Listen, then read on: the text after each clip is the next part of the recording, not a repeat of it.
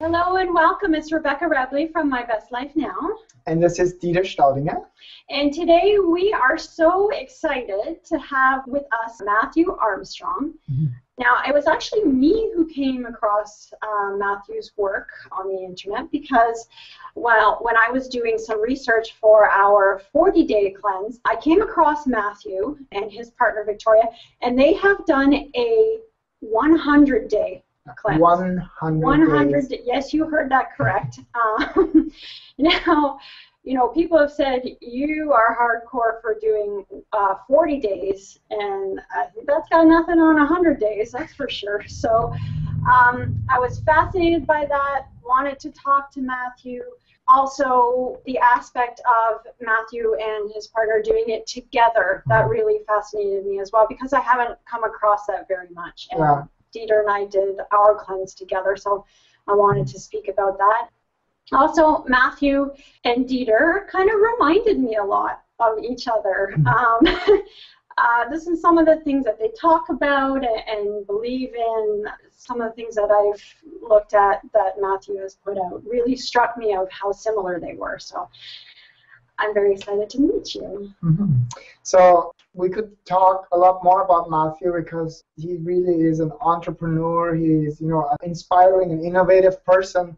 But I think the best way to get started is just to have you come on, Matthew, and maybe you can share your story. How did you get into juicing? How did you and your partner decide to do that together? And then also, the biggest part is, it's one thing to do it, but you chose to share your story with the connected planet, as we like to call it, through, YouTube and internet. So if you could let us know how that story came about for you, that would be amazing. Okay, thank you very much, Dieter, and thank you, Rebecca.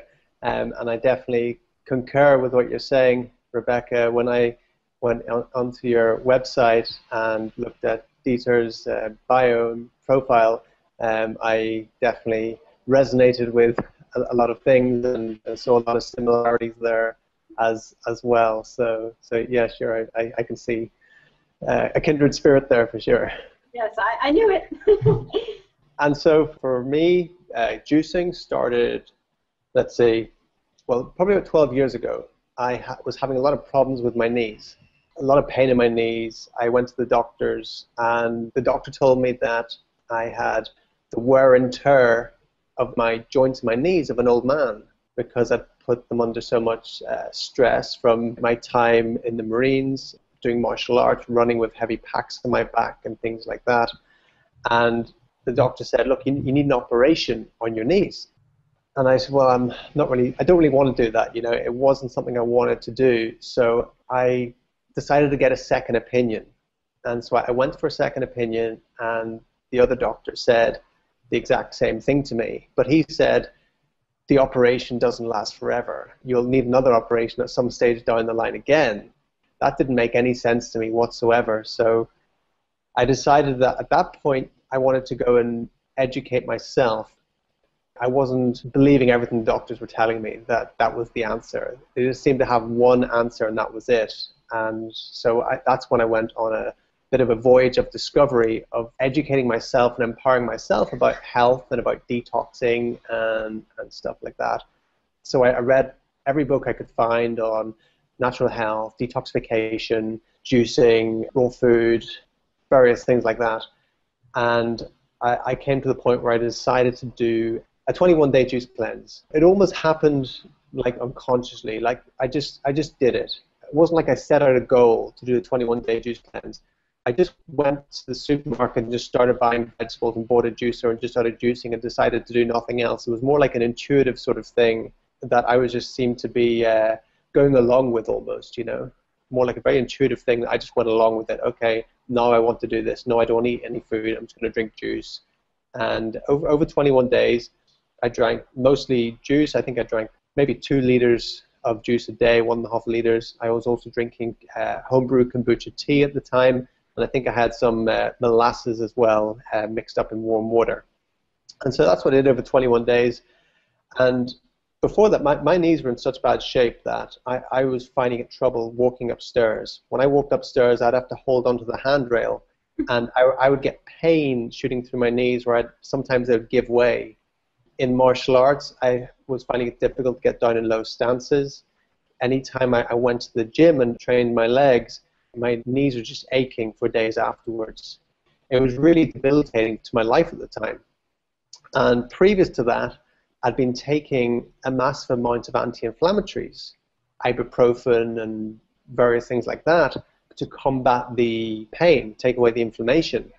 But then they were having an effect on my stomach, and I was starting to get pains in my stomach from taking the anti-inflammatories, because that's all the doctors could do for me. They said, okay, anti-inflammatories, operation. That was the only thing they said they could do. And so I obviously stopped taking the anti-inflammatories and everything, realized that was not a good thing to do long term. And after the 21 days of drinking juice, the pain had completely gone in my knees, completely gone. That was 11 years ago, and hasn't come back since.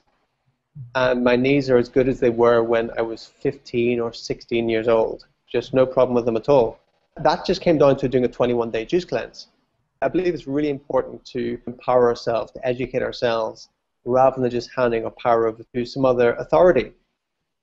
If I would have just believed exactly what the doctors told me, I would have had an operation. I would have carried on with my lifestyle the way it was, my eating habits, things like that. I wouldn't have solved the problem, right? I just would have, masked it or had this operation on my knees. The pain in my knees was just a signal to my body to make a change, to do something different.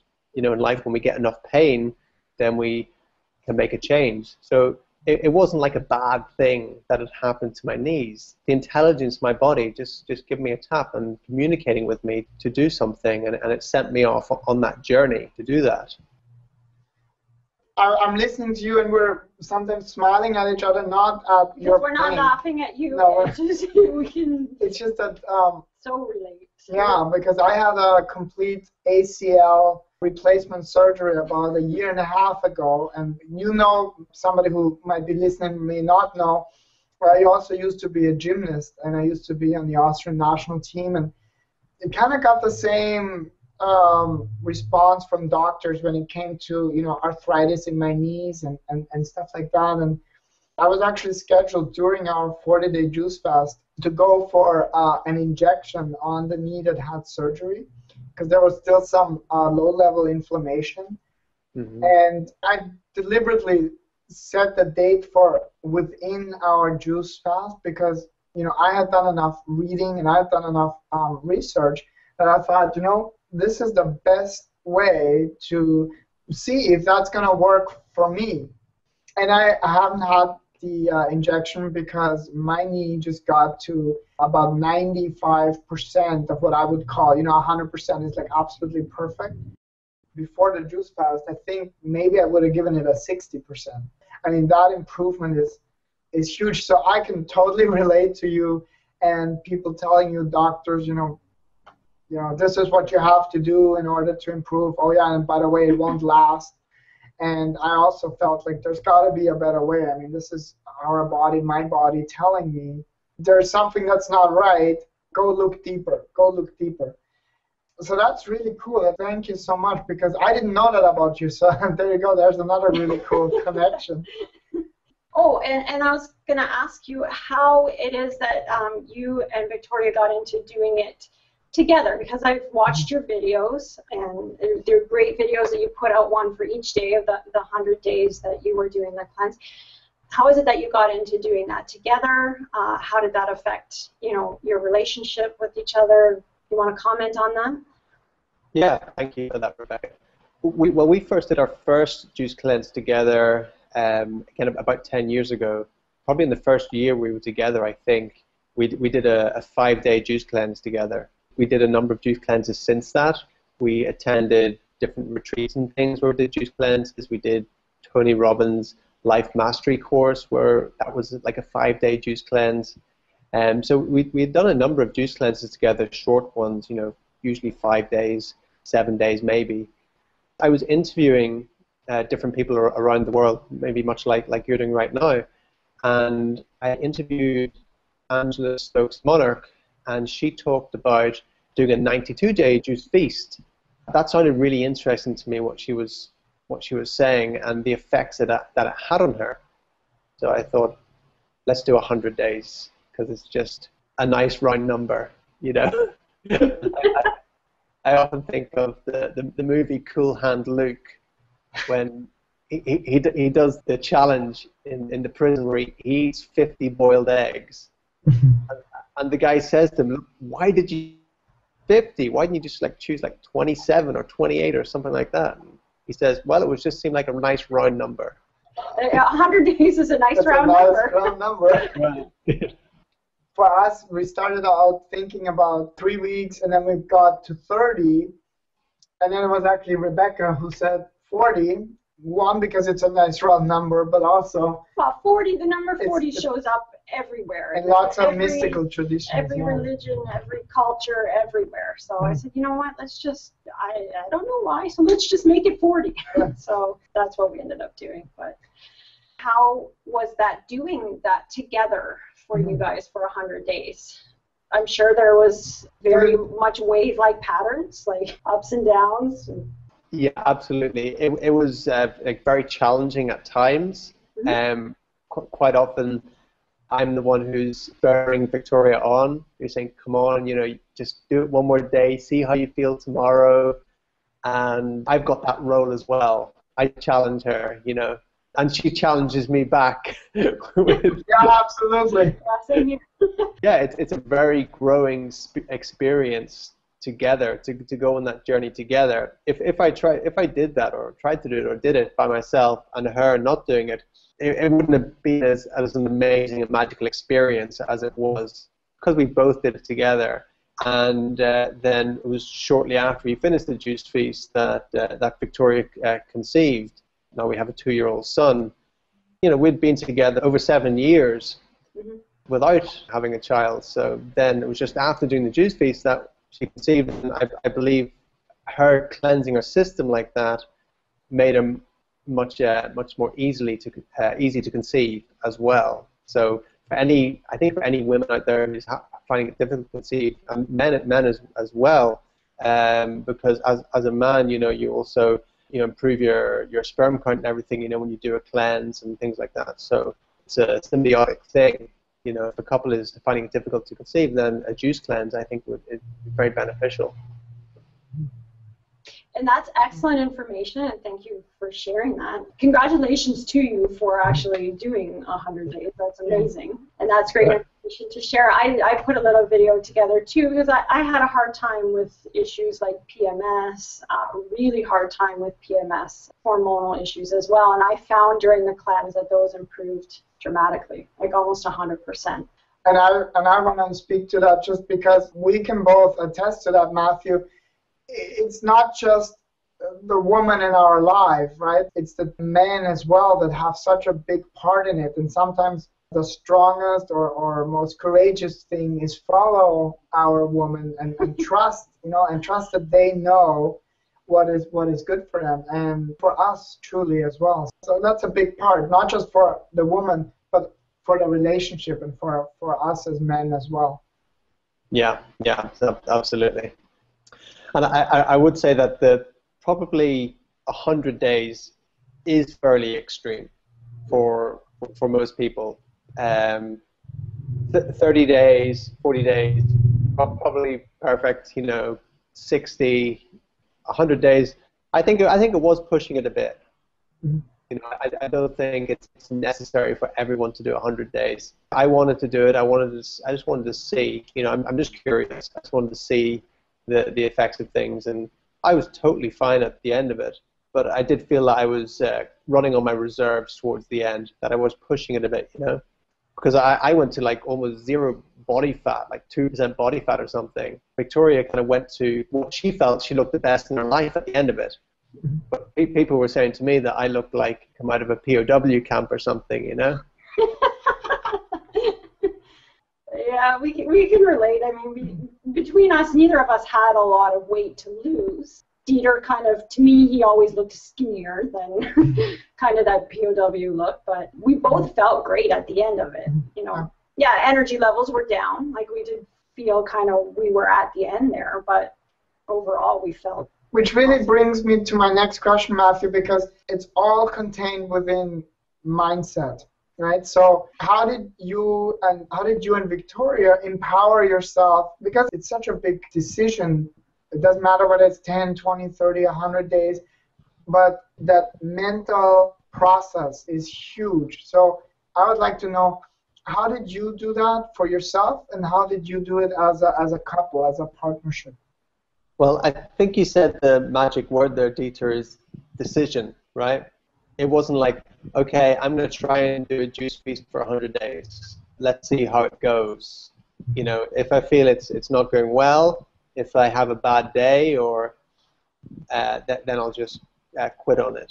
I just made a decision at the start that I'm going to do 100 days. We both made that decision, you know. I saw it clearly, the vision of doing it for 100 days. I read enough about it that I saw that it was a safe thing to do. I didn't go into it blindly. I read enough from Andrew Stokes Monarch. I knew it was a healthy thing to do, and it wasn't going to be detrimental to my health or anything like that. Also, accountability is a really important thing. So me and Victoria were holding each other accountable for it, and then the added accountability of saying, okay, let's do this on YouTube, and let's put a video out every day of it. That's a huge added accountability, because then we're holding ourselves accountable to whoever watches our videos, which quite a few at the time as well. And so, you know, it's working on many levels, where the motivation is, okay, we're inspiring people here. Like, I know the effect when I did my first 21-day juice cleanse, and, you know, had amazing results from it. With ones since then had, you know, various, you know, very beneficial results. If you do something that does seem even extreme, it's also showing possibilities. And so to say, okay, we're going to do a 100-day juice feast here, it's beyond the realm of most people's belief system of it's possible. You know, there's many people think that you'll die if you don't eat meat for 100 days. Let alone not eat any food and just drink juice, you know. Like, there were people saying, look, you're going to die, you need to go to a doctor, things like that. And at the same time, they would watch every single one of our videos, you know. So it's changing other people's mindsets through changing their beliefs and showing what's possible. And then at the same time, we're also talking about it, educating along the way. And so that was inspiring. It was inspiring to be able to share the experience and to serve others all around the world and to receive feedback, which was mostly favorable. Obviously, you get the YouTube trolls and people who are just very, very resistant to things that are outside their worldview. But it was mostly a lot of good feedback where people were saying, oh, you've inspired me to do a 10-day juice feast, or a 5-day, or 21-day, or whatever. And so a few other people said, I'm doing 100-day. And there's a few other people that did 100-day ones, put them on YouTube. So it created this whole like ripple of juicing around the world. More so than, you know, I could even comprehend, where even like a few years later I was receiving emails of people saying how that had changed their life. And then I found other people on YouTube who I hadn't even heard about before saying, oh, I was inspired by Matthew Armstrong to do this juice feast, or Victoria Whitehead to do this juice feast, and I got this results. And people, their tumors have disappeared and things like that after juice feasting. So I see the number of emails from people saying, look, you saved my life, you know. And so that's very inspiring. And so the mindset is looking at all the benefits for doing it. And the more benefits that we can list of why to do it, that will be more leverage, more motivation to do it. By doing it on YouTube and by vlogging the whole thing, that was there were so many advantages to doing that and to completing it. Yeah, that added accountability that you mentioned, I do realize that sometimes it was more challenging than just not doing it, but that accountability, I think, was something that also inspired us too to keep going, especially during those times when it wasn't so easy and you'd rather, you know, roll over in your bed, or, you know, oh, I don't feel like it. But and then you do it, and then you feel amazing for having done it. So it's such a great experience. But you know what I would love to hear, because it sounds like your life has kind of like really shifted and taken off into a completely different direction through that experience, if you will, was like a catalyst. Talk a little bit more about that, please. What has transpired for you since then? Because I think you guys did your juice cleanse, juice feast, as you call it, in 2012. Yeah. What has transpired? What has changed for you since then? Well, I have to say the biggest thing that's changed is, we had a baby. So that was incredibly life transforming. And, it was like when I first interviewed Angela about when she did her juice feast, and we call it a juice feast because if anyone's wondering the difference between a juice feast and a juice fast, a juice feast is when you drink unlimited amounts of juice. So that would be at least 4 liters a day. And I was actually drinking up to about 8 liters of juice a day. Victoria, she couldn't really stomach more than 4.5. But I could just keep drinking it non-stop. So I was drinking a lot of juice. You were describing the birth of your baby, and we did see that one video. That was so cool of you guys on the beach. And what opportunities have opened up for you, and where have you focused on, and how are you serving people these days? Yeah, I guess that what the juice feast did is it kind of brought us to becoming more public figures at least, and it gives more of a presence in social media, on YouTube. Suddenly our YouTube channel became a lot more popular, and so yeah, I just kept on doing more things on it as I continued. Some people like that, and some people didn't. Some people just want the juice videos, and they're like, well, what happened to the juice videos? I thought you did juicing.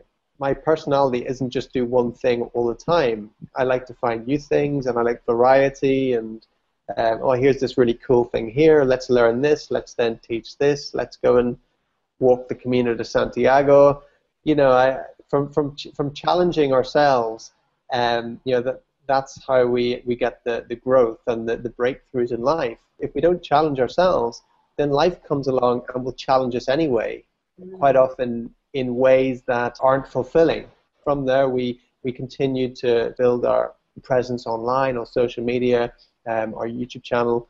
The other sort of big thing we did after having our son was we decided to Camino de Santiago, which we'd wanted to do for years. And then it was like, well, let's just do it now. And it was at a time when our son was, he still wasn't crawling or anything. So if we don't do it now, then we'll have to wait for about 3 or 4 years until he can, walk well, to do it with us. So we said if we don't do it now, it's going to be about 4 years before we can do it. And said, okay, well, we just felt inspired, like anything, like the juice field. It was just like, okay, we just felt inspired, and that's how I run my life is, okay, I'm inspired to do this now, let's do this. And so we did that, and also that seemed to be a bit of a hit as well, as we vlogged the whole thing, and a lot of people were inspired by that. That's our sort of what we're doing now, just building our businesses online. Excellent. I had a question for you. It goes back to mindset a little bit, because I believe that you do some coaching or mentoring with people. I love to ask this question. What are the top 3 obstacles that you find that a person gives to you to say that they can't make the changes that they need to make to improve their health or anything else in their lives? We know a lot of us have resistance and obstacles to many things, but based on your experience, how do you deal with these? What are they? I love this question. Well, the top 3 things are excuses, excuses, excuses, We know. It's the only reason we can't get what we want in life is the excuse that we have of why we can't have it, And sure, there are real obstacles to overcome in life, but that's part of the journey, right? Is having those obstacles. The obstacles aren't there to stop us. The obstacles are just there to allow us to grow as we break through them, right? the three top excuses that I would get is don't have the time, don't have the money, and don't have the knowledge. You know, say, well, I don't have the time to do that, or I don't have the money to do that, or I don't know how to do that. Mm-hmm. Right, and obviously those three things are quite easily remedied. We can always find a way. You know, sometimes sure, money can be a factor. We don't eat all organic. It's just around where we live. It's just not set up for that. We can go to little organic farms and buy organic produce, but it is between 3 and 5 times as much Yes. as other produce. Yes. And if you're juicing a lot, that's about maybe $500 a week in juice. You know. Yeah, we know. Yeah, we know. Yeah, there are those aspects for sure as well. But there are obstacles that are there for everyone. Everyone can surpass them. You know, we can always either make more money, or we can budget better, or we can just prioritize what we spend our money on. We all have 24 hours in a day, so again, it's just prioritizing what we do with our time. And then, you know, if we don't know what to do, then we can always learn what to do. So then it's prioritizing the time to learn and prioritizing what we learn about in our lives, right? So it's like if someone says, well, I don't have the time or the money, and say, okay, well, what do you do with your time and money? You know? And if you spend your time always socializing or watching TV, then obviously you're just prioritizing socializing and watching TV more. Or if you're reading books, but they're not books that are teaching you how to be more productive or teaching you how to gain more wealth, then you know you're not looking how to remedy that, right? So quite often it comes down to our priorities. We can look at anyone's priorities in life, which are also our values. You know, what we value is what we prioritize. So what it really comes down to is if we don't want to gain health, or we're looking for excuses why not to, it's just because we don't value it enough. Whatever we value, we'll find time to do. Whatever we value, we'll find the money to spend on, right? And is it deep down inside we don't believe that we deserve that, possibly? Those deep beliefs that, you know, we don't deserve to be healthy, or... Because a lot of people will tell me, you know, I want to be happier, I want to be healthier, but I could never do this, you know. Whatever people come up with, finding a way to separate, finding a way to put themselves apart. And I have plenty of challenges of my own. What do you find? Is it, like Rebecca said, is it a belief like much deeper down that says that I'm not worth it, or I don't deserve feeling my best, or living my best life? What have you found is really kind of like that dark thing that tends to hold us back, even though up here we say, yeah, we want that? It's a really good question, and I'm sure it's one that will be philosophized on for another hundreds of years. You know, I've often asked myself the question myself, and some clients will get the results, and even in my best efforts with other clients, they will sabotage and just won't do it. Or some people just won't be open to receiving the coaching or whatever in the first place. You know, to be perfectly honest, I don't have an exact answer to exactly why. I'm still, I could come out with what I've heard other people say and say, well, this is why, this is why. But to be perfectly honest, I don't know exactly why. Some people will take the action, some people won't, because again, you know, some people have had the childhood where they've been put down the whole time and told that they're worthless and useless and never amount to anything, and they just take that on. They just believe that, and that becomes their story of why they can't. And then there's other people that will receive an even worse down-putting as a child, where they're told they're worthless and useless and all the rest of it, and they will use that as their fuel. They'll say, well, because that person said that, I'm going to show them, right? It comes down to, I guess, personality types, things like that. But the truth is that anyone can make a decision to change, and it just comes down to decision, some sort of conscious awareness. I don't know how much karma comes into it and things like that. You know, again, that's just all just hearsay. You know, we could philosophize about that sort of stuff all day. Just come down to, like, in the very present, anyone can make a decision right now that they're going to do it. They're going to do whatever it takes. They're going to find a way. I guess that's just what it comes down to. So people, ultimately, in its simplest terms, people who implement, whether it is because they believe or whether they go on faith or whether they go on whatever else, but people who implement and don't let the maybe setbacks stop them, they will always come to a place where they enjoy a result of some sort that they can build upon. Is that? Or if they, as you often, I believe Matthew said it at the beginning of the interview, and you often say it, if you've had enough pain, if you've had enough, that is a catalyst for change. You know? So. Yeah.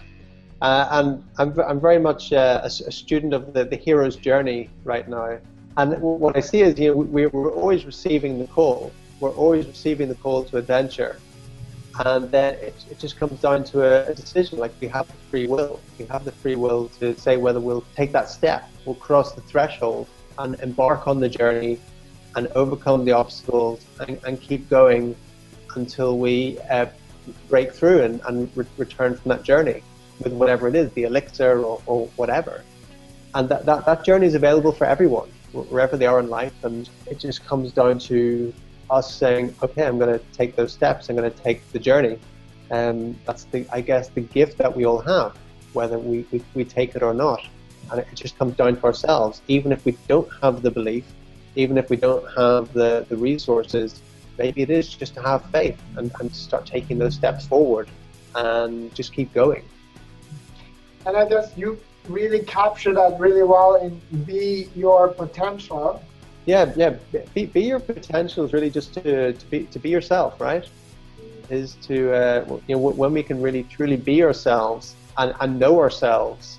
You know, as the article says, you know, be yourself, know thyself, and love thyself. If we can really embrace that and learn about ourselves and know ourselves, then we can transform ourselves by doing that, and then with others as well. Learning a lot through the teachings of Dr. DeMartini lately, through his book, The Values Factor, and it's really our values, what's important to us. Quite often, if you ask someone, well, what are your top values? What's really important to you? A lot of people don't really know. It can take a while. You know, sometimes with clients, I'll ask me, it can take a while to really get that out of them, because they don't know. They don't know what these are. They don't know what's really important to them. They're just maybe just running off programs, running off what other people expect of them. It's not truly what they want to do in life. They're just doing what was expected of them. And so, you know, once we can actually start living on our own terms rather than the expectations of our peer group or of our religious leader or of our parents or whatever, then I believe that's the journey. The journey is learning about ourselves. I guess that's the destination is ourself, right? Yeah. Just to share and teach and really your honesty and your openness. And the integrity of what you believe in and how you really bring that across. I know I appreciate that. We appreciate that. We really resonate with that. And so for anybody else who's interested, go to Be Your Potential and you'll be set from there. And we'll put your information in the description of the video as well. Yeah, that too, so just in case. Matthew, is there anything else? Yeah, where that actually brings you to is the vehicle that we're using to create financial freedom online. When you go to beyourpotential.net, and the system that we use, which is a blogging platform and a number of informational products on communication, on internet marketing, on team building, and various things like that. And that's where, when you go to put your details in there, that's what you get to, just for anyone who's interested. Because like I was saying earlier on, you know, what's the three biggest obstacles people have? It's like, well, I don't have enough time, I don't have enough money, and I don't know how, right? And that's something that I got with a lot of clients I was coaching on health and wellness and things like that. Is a lot of clients had those issues. Well, yeah, I don't have enough money to do this or that, or they're working, crazy hours. Like, look, I don't have the time. I can't bring my juicer into the office, and or I'm rushing around. I can only get 4 hours sleep at night. I'm stressed. I'm this and that. And I'm like, well, I'm looking for solutions for them. I'm like, well, I'm looking for solutions for them. I'm also looking for solutions for myself. And I'm seeing that maybe what I was doing online, when not everyone, it doesn't fit everyone's personality. Not everyone's going to want to coach or to make videos and interview people around the world. The sort of stuff that I was doing, that's only a small percentile of people are going to want to do that and will maybe have that sort of desire. So I was looking for a vehicle and like an online business that anyone could plug into and could use to create financial freedom, to have more time, to have more money.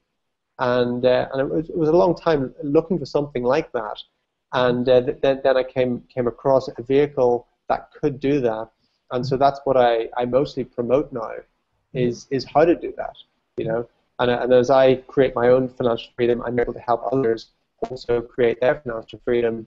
And then at the same time, anyone who's doing that with me, I can give them pretty much like free coaching, whether it be in health or whatever. And so it's I see it as like a really holistic way of doing things now. Mm-hmm.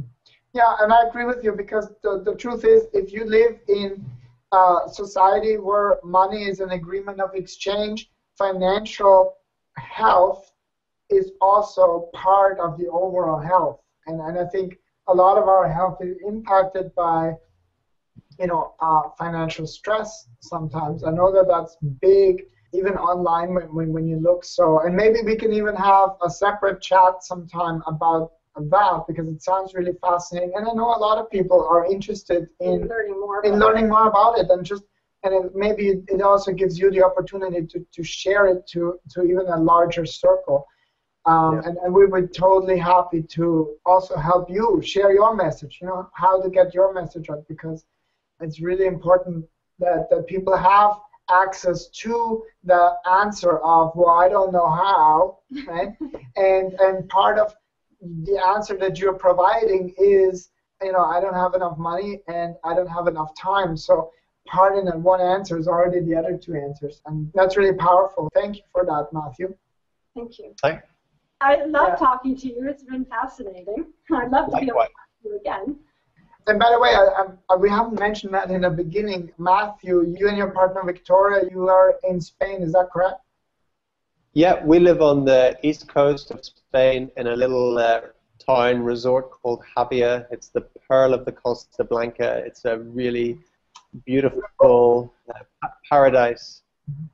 It's great being able to choose, where you live. I was finding myself complaining about the weather in Ireland, that it was always raining. And so then we said, look, I'm the one who's teaching people, not to complain and just take action on things. And like, let's stop complaining about the weather and let's just move to somewhere that's sunny, right? How inspiring that is, really. Just to actually at some point implement, right? And make that decision and see where it has brought you. I mean, that's a really cool accomplishment in and of itself, to move from the space of, oh, we can't do something, to, hey, let's decide and make that step. I mean, and I'm sure you guys put some preparation into it, but the most important thing is you implemented. You actually did do the steps, and I think that's so powerful.